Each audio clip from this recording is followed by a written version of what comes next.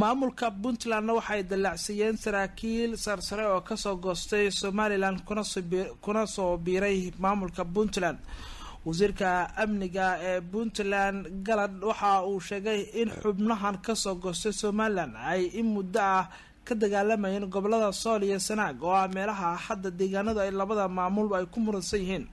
waxa uu sheegay in xubnahan ay garwaaqsadeen in ay ka mid noqdaan sida wasiirka amniga Puntland uu sheegay in deegaankooda ay difaacaan. waxa uu sheegay in la dalacsiyay oo dalcad danka darajada ciidanka la siiyay xubnahan saraakiisha kuwaas oo tiraahana gaarayay ilaa 3 xubnood iyo waliba ciidamo ay wateen gaadiidka dagaalka. waxay ii tahay maantay maalin aad u farxad badan oo ku soo biirtay taariikhda Puntland. waxaynu ka wada warhaynaa Puntland waxa ay dhisan tahay muddo ka badan 20 sano.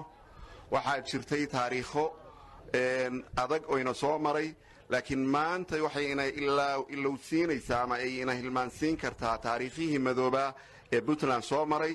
waxaan rajaynayaa ilaahay idankii inay tusaale u noqon doonto gobolada kale ee ay Somaliland ku hayso dhibta sida gobolka Sool iyo Cayn in la dalacsiiyay saraakiishii ay ugu horeeyaan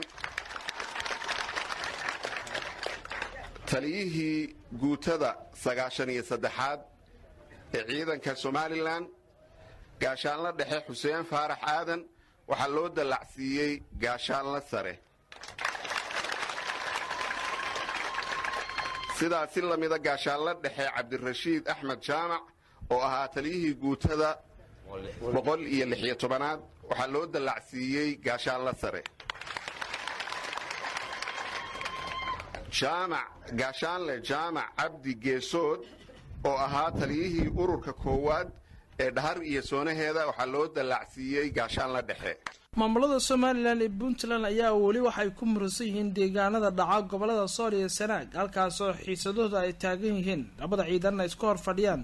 xubnahan ayaana ah xubno ka tirsan markii hore maamulka Somaliland saraakiishooda sayeshe ka soo goostay gobolka Sanaag deegaano kamid ah ay muddo ay ku sugnaayeen.